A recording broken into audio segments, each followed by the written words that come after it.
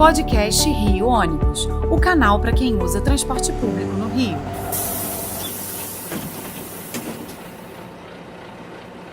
Saudações ouvintes, passageiros dos ônibus da cidade e população carioca. Eu sou Paulo Valente e nesta edição do podcast Rio Ônibus vamos falar sobre um recurso judicial que tem se mostrado uma das últimas alternativas para que as empresas e consórcios de ônibus da cidade não encerrem suas atividades, deixando a população carioca sem o transporte por ônibus. A recuperação judicial, que já foi concedida a 11 das 29 empresas que operam na cidade e também a 2 dos 4 consórcios que atendem os passageiros cariocas.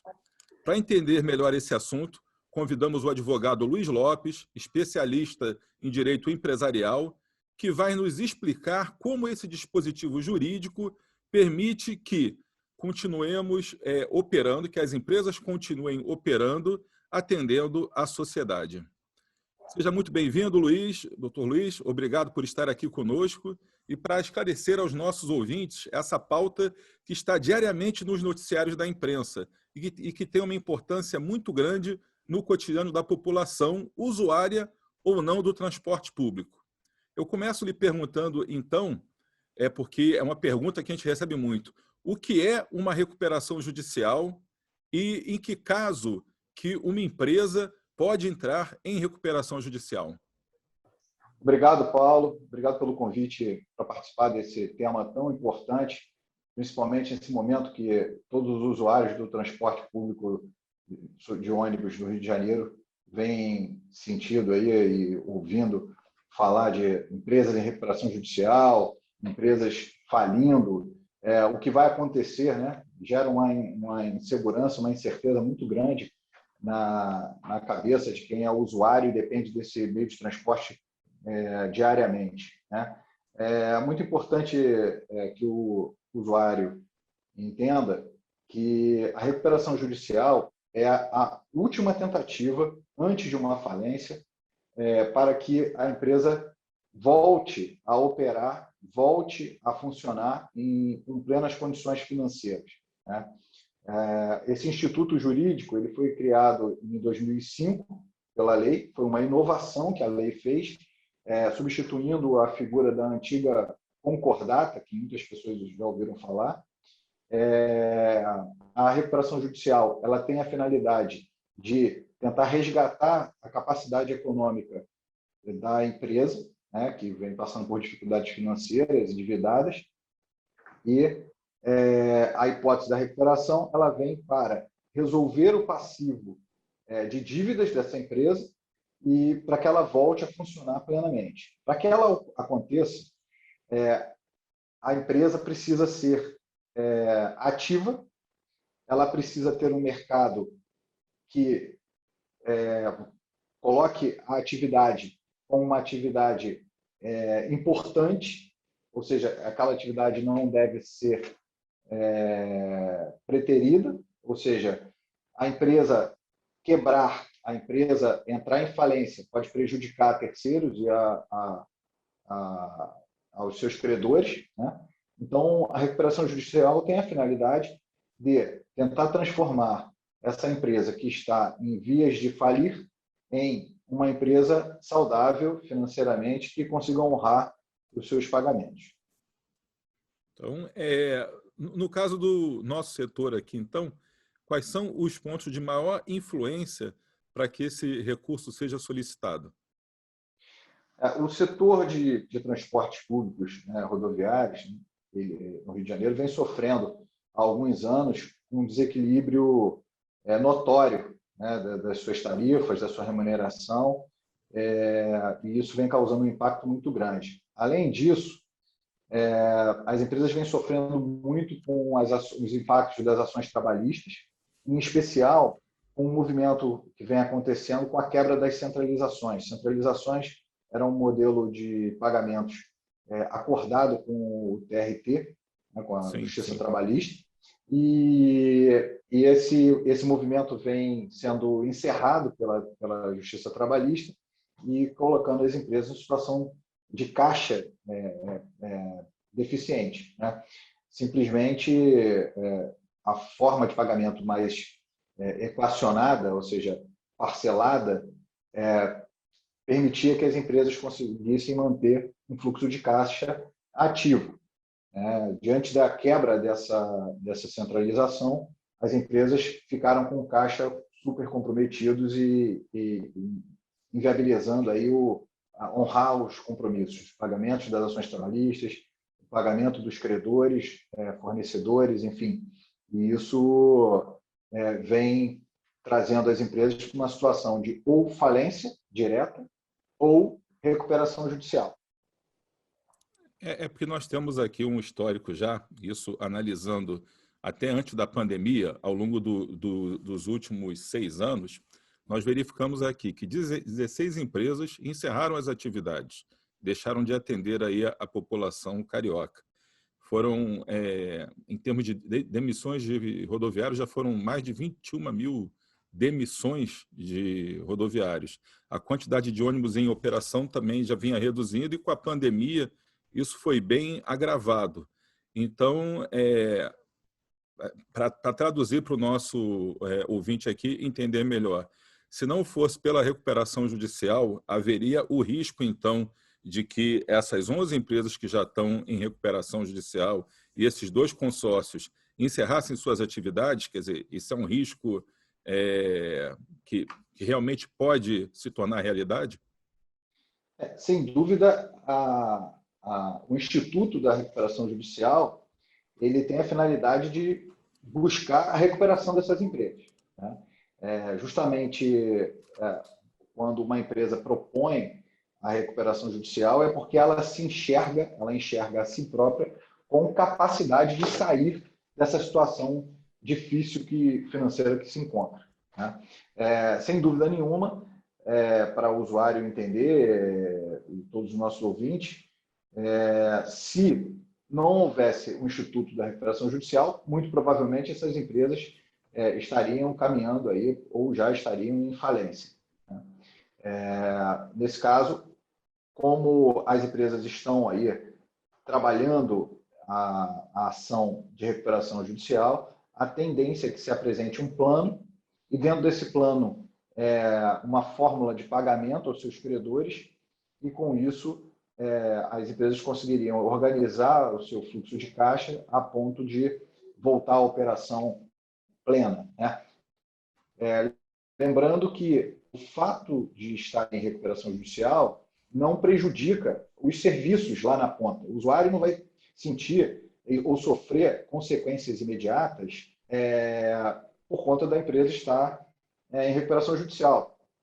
O funcionamento da empresa e a operação estarão mantidas, até porque é uma prerrogativa da recuperação judicial, a empresa tem que continuar operando, a empresa tem que continuar funcionando, cumprindo o seu contrato de concessão. Então, para o usuário, eu acho que é uma tranquilidade no sentido de continuidade do serviço. Por outro lado, a recuperação judicial ela tem que ser bem sucedida para que, ao final, se atinja o objetivo que é voltar a ter um equilíbrio econômico-financeiro das contas para que ela consiga operar com tranquilidade. Certo. Então, eu posso dizer que é como se fosse uma freada de arrumação, digamos assim, que é um termo que se usa muito em ônibus.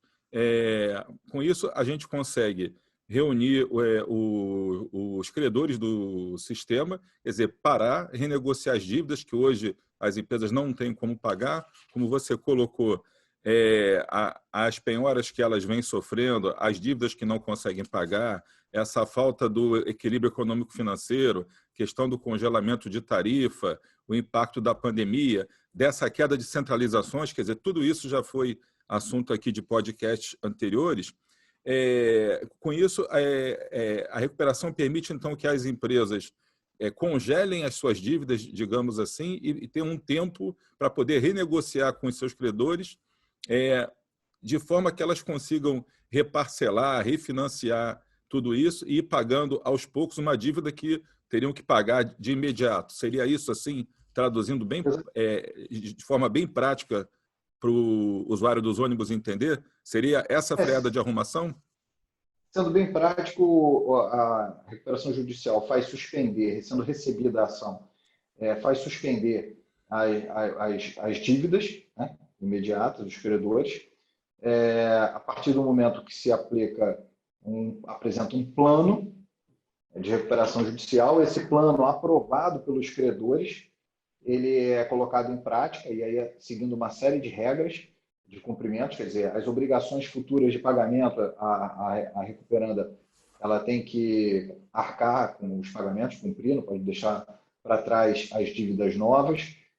Enfim, tem uma série de regras estabelecidas pela lei que fazem com que essa empresa tenha, assim, a benesse da suspensão dos pagamentos imediatos e a possibilidade de um plano em condições especiais para acertar as suas dívidas com os seus credores.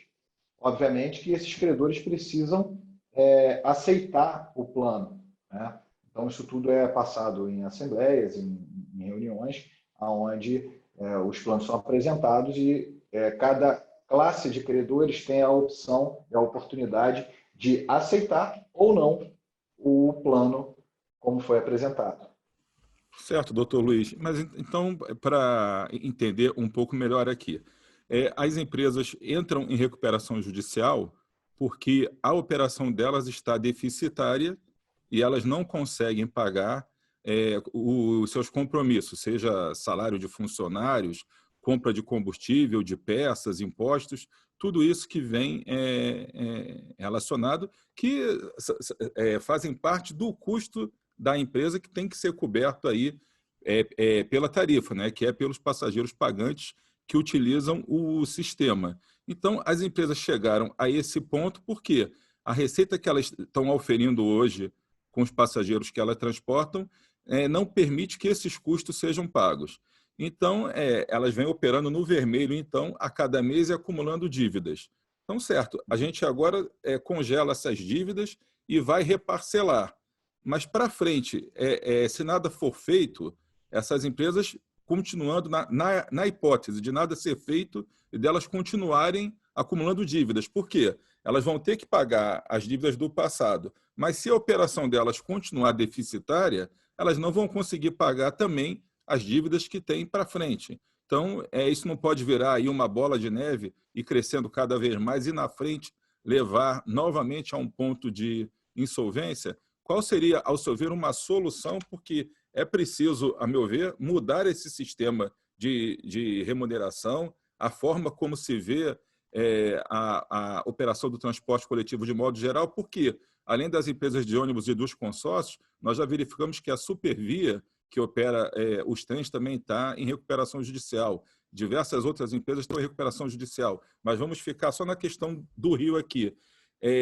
Se nada for feito por parte do poder concedente, que está estudando formas aí de modificar a forma de remuneração do sistema, a recuperação judicial sozinha é um mecanismo que consegue manter o sistema em operação, ou ela serve apenas como um período para se arrumar a casa, para que as providências possam ser tomadas pelo poder concedente, para que o sistema possa se reequilibrar, conseguir pagar suas contas e também essas contas que ficaram para trás? Como é que o senhor enxerga isso?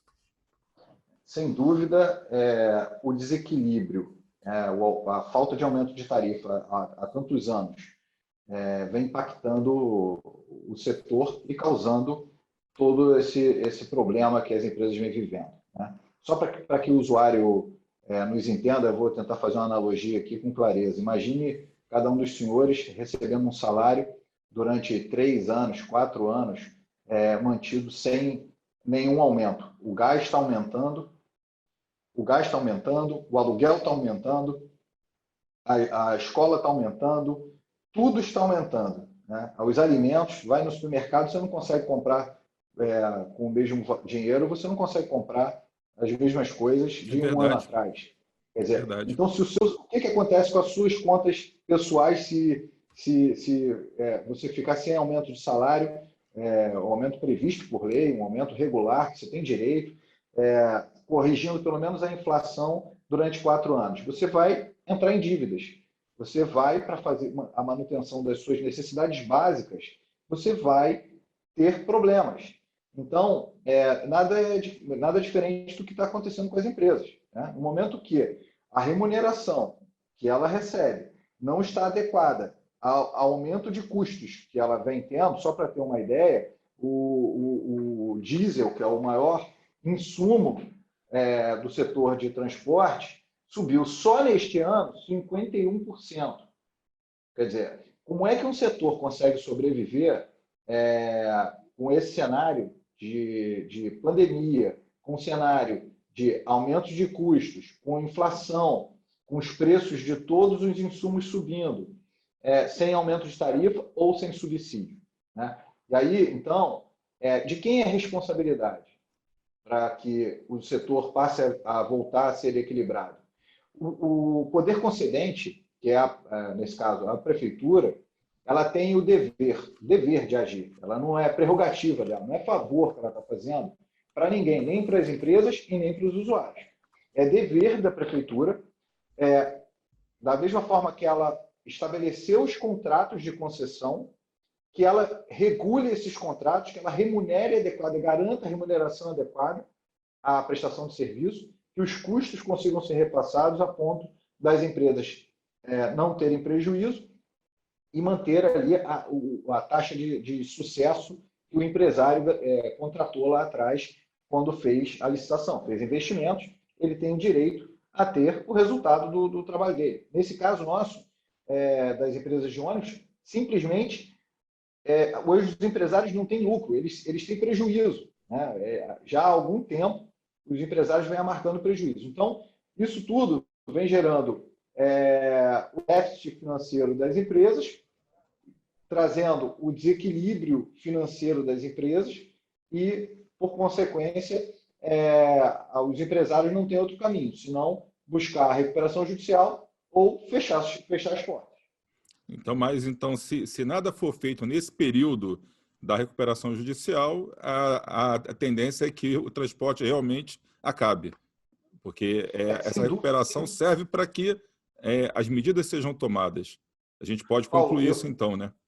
Paulo, eu não consigo enxergar outro caminho, né? Não existe outro caminho senão o poder concedente resolvendo essa questão do desequilíbrio, né? Não existe outra hipótese. Por quê? O contrário disso, a se manter as condições de desequilíbrio atuais, não há recuperação que faça as empresas voltar à operação normal e fluxo de caixa, porque a operação hoje é deficitária. Hoje, as empresas pagam para transportar os seus usuários. Essa é a verdade e a realidade nossa do que nós estamos enfrentando aí nesse caso específico. Certo. E é importante também, o senhor falou em subsídio, a gente esclarecer a população que muito se fala que o subsídio é dado para o empresário, mas tem que ser deixado bem claro que o subsídio não é para o empresário, porque hoje quem paga pelo sistema é a população usuária. Então, em outros sistemas, em outras cidades, em outros países, em que há o uso de subsídio, que o poder concedente paga ali, complementa o valor que é pago pelo usuário para poder manter o sistema, esse valor é gasto justamente para evitar que o preço da passagem aumente mais. Porque, mais uma vez, a gente repetindo aqui nos nossos podcasts, hoje todo o sistema é bancado pelo usuário pagante. Muitas pessoas têm direito à gratuidade, vivem entrando com novos projetos para conceder mais gratuidade para usuários e, na verdade, quem paga essa conta é o cidadão que anda de ônibus, que cada vez nós temos menos pagantes utilizando e mais cara fica a conta para quem paga. Então, quando se dá um subsídio, não é um subsídio para a empresa, é um subsídio para que essas pessoas que custeiam possam pagar menos. Acho que daí vem aquela questão da necessidade de se rever toda a forma de custeio do sistema de ônibus. Mas eu agradeço, Luiz, o nosso tempo está terminando. Eu acho que foi bem explicado aqui de uma forma simples que permite à população entender o que é uma recuperação judicial e, especialmente, entender que ela sozinha não é o suficiente para melhorar o sistema. É sim, como o senhor colocou muito bem, para permitir que as empresas tenham aí uma sobrevida tentando se ajustar, aguardando uma solução que venha do poder concedente. Caso contrário, a recuperação judicial sozinha não vai segurar a operação dos ônibus na cidade. Eu lhe passo a palavra aí para alguma consideração final antes da gente encerrar o nosso programa e, desde já, lhe agradeço.